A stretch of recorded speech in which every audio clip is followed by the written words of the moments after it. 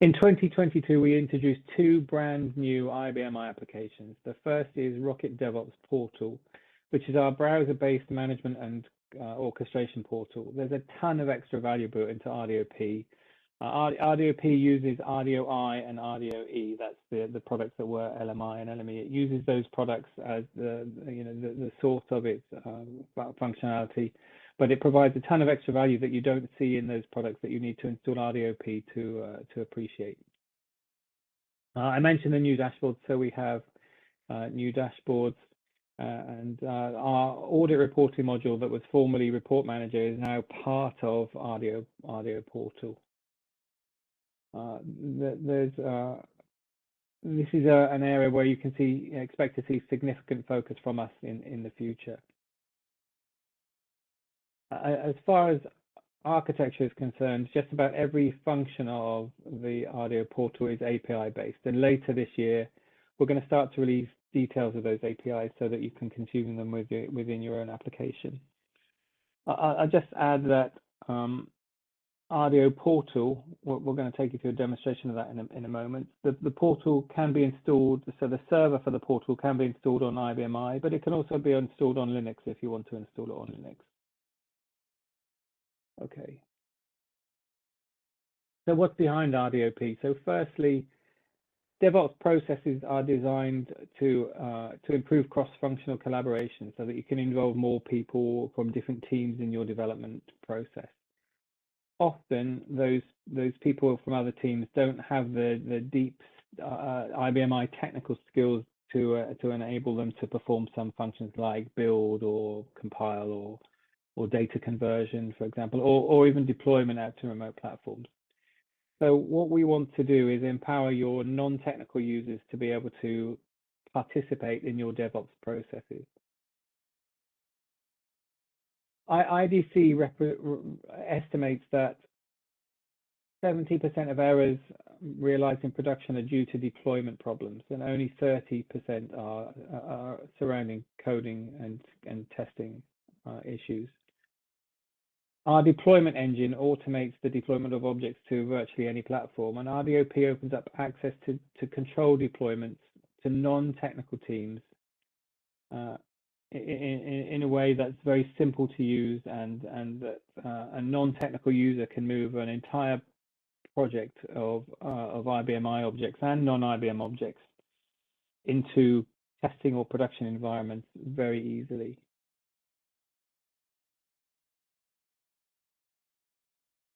The thing that I think you're going to really appreciate about RDOP is that we provide it at no extra cost. It's built into the product licenses.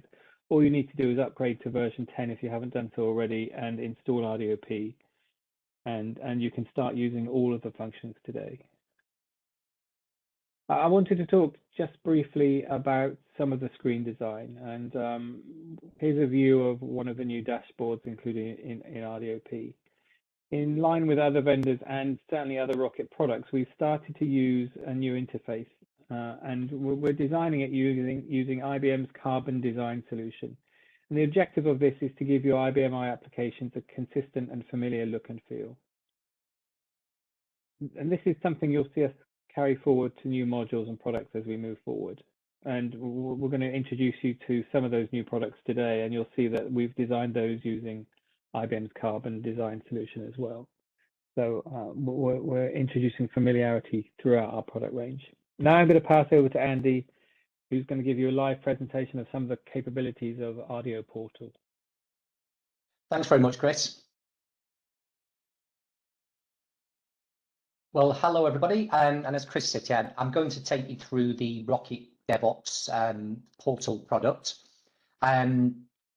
It's web-based, obviously. It's a portal, so you access it from any standard browser, and I can manage both my RDOI and RDOE instances by simply switching the service that I want to work with. But everything is the same for both. You just switch between the service you want to work with. So I'm going to take you through the different options along the top, just so you can see what functionality is built into the product. And I'm currently on the overview page here, and this basically shows you very clearly at the top here, the server availability. So you can see whether the server's active, the API connections are active, and if you're authenticated into both RDOI and E. Down below gives you the opportunity to add some specific releases that you may work with in both RDOI and RDOE on a regular basis. You can add them as favorites, and then it just makes it very easy and quick for you to be able to either just look at all the objects in that release or go straight to look at the projects that are currently in specific environments. Or you can go to this thing here called View Boards, and it shows you different dashboards, and I'll take you into this in a moment, for certain types of information that relate specifically to that release. Also on the right hand side, you can pin requests. So if you're somebody in the organization that's responsible for approving particular requests from developers or other users, you can see it clearly highlighted on this screen, and then you can just go in and actually, approve the request from here. So it saves you having to monitor the system yourself. So if I would have taken one of these options on this view board for one of these releases, it would have taken me into this option, the dashboard. And I'm looking at things at a global view here at the capacity overview. So it shows me the total amount of groups, applications, releases, and tasks and deployment steps that are currently in the system. In RDOI, I'm looking at the moment, but I could switch this to RDOE to get that information as well. And it produces different types of charts and graphs. So this one shows me how many base and delta releases we have, how much disk that's consuming, the status of open and closed projects, and then it breaks it down a little further into specific object types. So if you wanted to know how much of your application is built using RPG, then you could just simply select it there and you get a total number of objects. With some of the other categories, I'll just change some of these. Let's take a deployment frequency one. Again, it builds as graphs, different types, line charts, pie charts, bar charts, and so on, and built upon the information you filter on the left. So at the moment, I've got it filtered to show me all groups across all applications and releases for this date range. But you could limit this down to a specific group, application, and release, and specify your date range, and then the graphs will just be updated to reflect that period. I'll just show you one more of these. Emergency checkouts is a very good one because it sort of really clearly shows you which applications you're having to fix through emergency changes more often. So it may be an indication that the level of testing in that particular release isn't at the right level. But one more, just show you task summary. Again, you can filter this. It shows you how many projects you've got active, open and closed between that certain date range for that release of the application. So it's some really good sort of graphical information that you can use to look inside your RDOI and RDOE repositories. Moving across the top, I'm going to go to the compliance section. Now, this used to be a separate module called Report Manager, and you used to have to install it on a separate server and then connect it to RDOI and RDOE. We've now embedded this within the Rocket DevOps portal, and I can see all of the reports that used to be in Report Manager now embedded in here. So we've got some really good canned reports that you can use. So there's things that relate to tasks, so project specific, there's release information, activity information, deployment related, and also permission related. And this is what Chris was referring to when he said we have, this is really, really good for producing compliance and audit reports and giving the information that the auditors need to see, and you can generate from this particular view. So I'll just produce a report for you so you can see how it's done. Let's select an activities by release. So I can just come down and say that I want to pick this particular group, this application, and this release. And I can give it either a date range or say, produce this for the last 30 days. And then you can generate this either in HTML on the fly here now, or directly down into PDF. So if I select HTML, this produces the report here on the right-hand side based on the filter we took on the left. And this is showing me the activities for this release, Finance HR Base. So it shows me all of the checkouts, promotions, inclusions, deletions, everything that you've done, which environment they've gone from and to, the version number of that particular object that got created in that release. And then anything that you see highlighted in blue means that it's got drill down capability. So I can click into this particular program name, and it's now going to show me this activity for this release down at the program level. Excuse me. All of the reports have got export capability as well. So this is the report it's just produced. And I could choose to obviously just look at this as HTML or export it to PDF or Word. One last thing I just wanted to show you on this screen is all reports have this option called Add Report Scheduler. Really, really useful. So once you produce your report, you can then automate it. So select a date and a time that you maybe want this report to run either on one time or a recurring. You can specify a date and then an end date that you want that to finish on, and then how often you want that to recur. Every day, every week, every month, every hour. So you choose those options. Specify your recipients by email address and then save it. And then that saves it in the scheduler and will operate based on the criteria that you've selected. One more report I just wanted to bring up. It's from the reports section. It's one of the permissions reports, really, really useful for auditing purposes. So this is showing me a particular group app release, but I could produce this for all applications and releases. And it shows you a list of all of your users, what role they're assigned to, and then every single individual action that you can perform within RDOI and E, such as request checkout, performer checkout, promote from integration or through the other environments. Can they do deployments? Can they work with the archives? Can they set up tasks and so on? So you can very clearly produce a single report and show your auditors exactly what access all of your users have got within your DevOps system. So just going back to the portal, I'm going to continue along the top of the line here and now go into the pipeline section. So the pipeline section is where you can perform release management and deployment monitoring in real time. So if I come to this release tab here, and I can just navigate through to choose a particular group, application, and release. On the options of here, I've got several different options.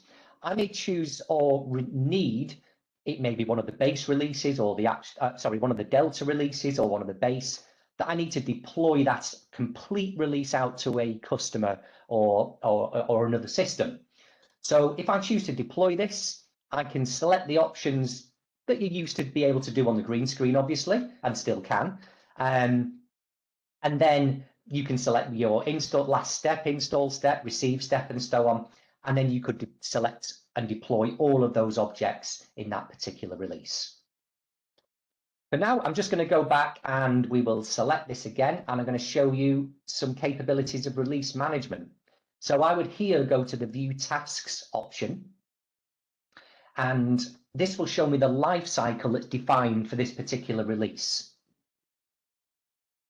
And obviously it's live, so it's disconnected me. So we'll just have to log in again. Bear with me 1 second. I think I've just had a glitch on my network. Apologies for this. I'm going to come back in here and log in.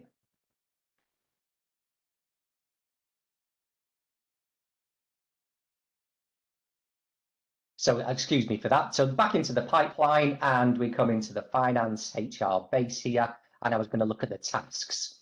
Now this shows me this view, but I like this filter view here. If you say show me the empty environments, it shows me my full pipeline between development and production. And I can see the projects that are currently active or being tested in each of those particular environments. So I have one here, this Jira ticket, and the number. It's got 2 objects in it, and I can see it's a program and a file.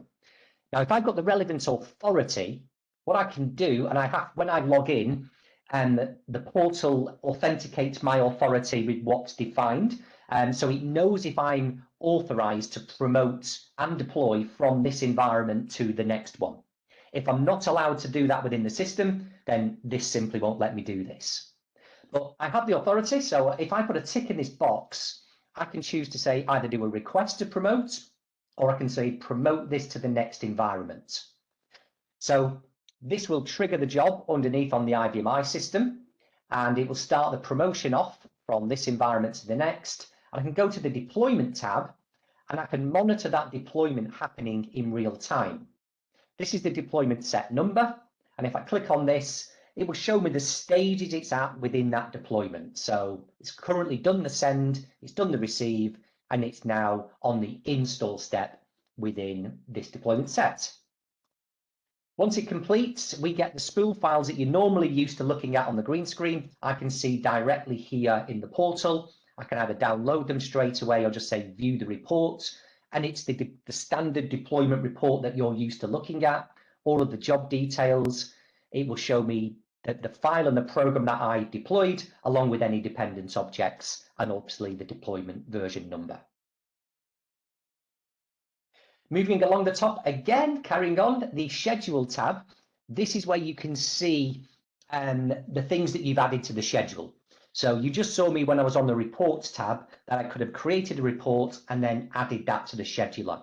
So on the reports section here, I can see all of the reports that are recurring or one-time running. I can look at the details of this by looking at the history. It will show me the last time they ran, the duration. I've got log files from when they ran. And I can also download the actual report that was generated.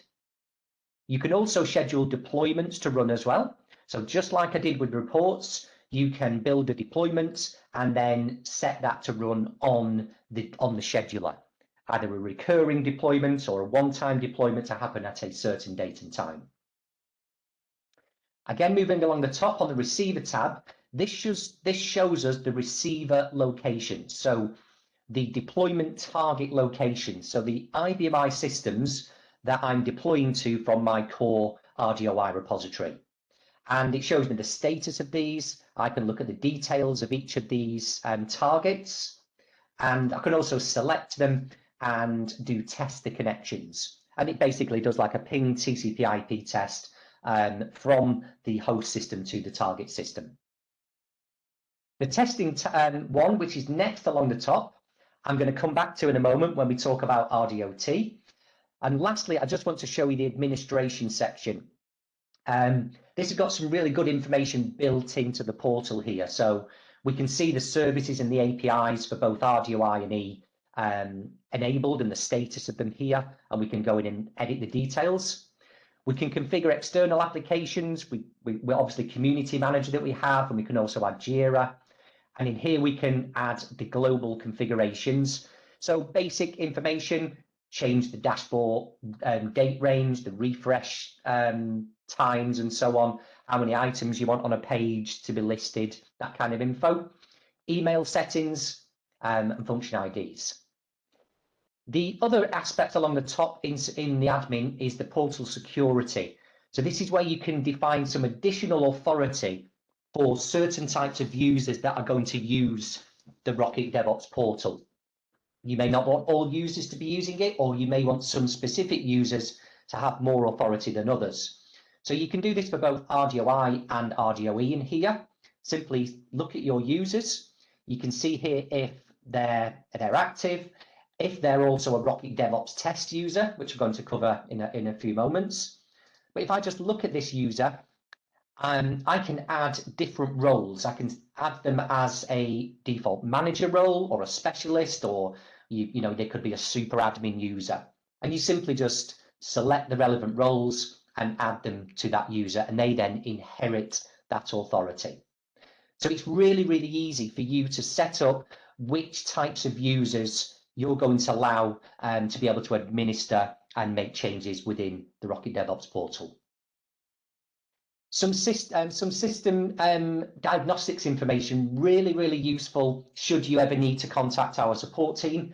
Any issues with the portal, then all of the log files are listed here. You can go directly to them, or you can export them so that the support team, can take a look at them. We've got SQL diagnostic information and also a housekeeping tab here as well. So you can set up housekeeping information to do clear outs of temporary files and so on, so that you don't have to do that as a manual process. Lastly, what I want to cover in the portal is the licenses view.